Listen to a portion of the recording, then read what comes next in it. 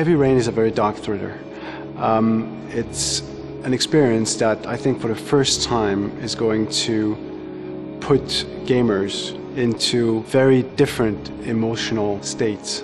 We're offering subject matters that are usually found in films or books, but I can't think of any game I've played in the past that would only scratch the surface of the different emotional aspects of this game that we're dealing with.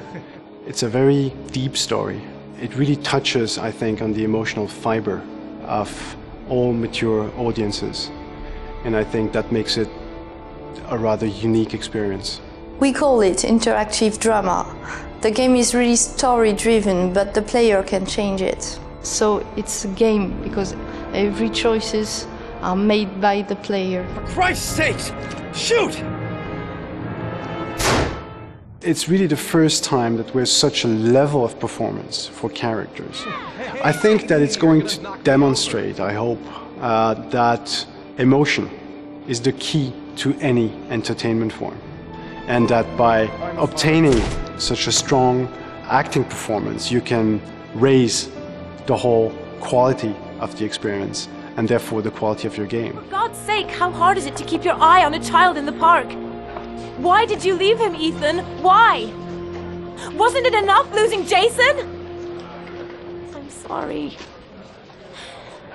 It's not what I meant to say. I miss him so much. We spent about a year doing casting sessions in the UK, in London and in Paris to try to find really the best actors for the main roles.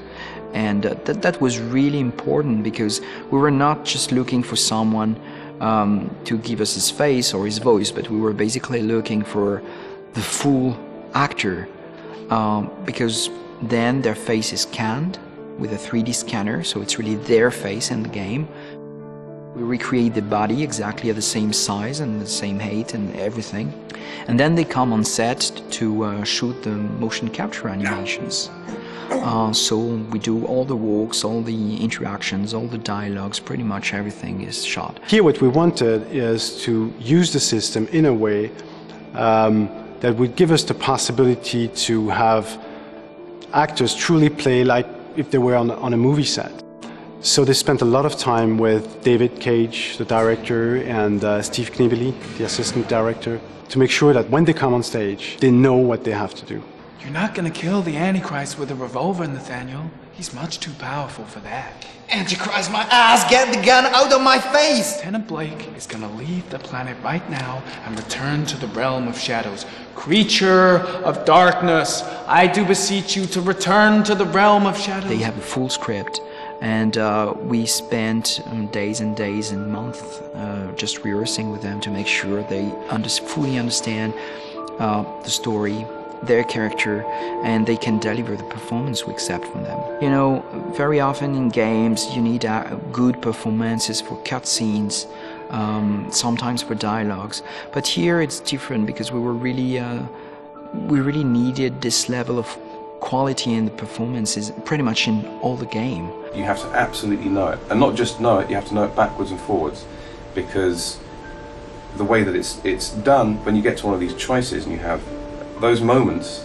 you have to know all of them very well, because you have to get to that point and then go to one, get to that point, then go to another, get to that point and then go to another, or maybe just do all three in a row, and they're all very different, but the point of departure is the same. And so preparing for that was really quite intense, because again I was working in an imaginary world. To prepare myself for this particular role, I went to, there's an institute called it's called IGAP, and it's an institute of analytical psychologists, and I went to a few seminars, and specifically to do with forensics and forensic psychology. If you don't relate to the characters, if you don't feel empathy for them, if you don't believe in what they say and how they feel, then the whole experience would just fall apart. I mean, it doesn't mean anything.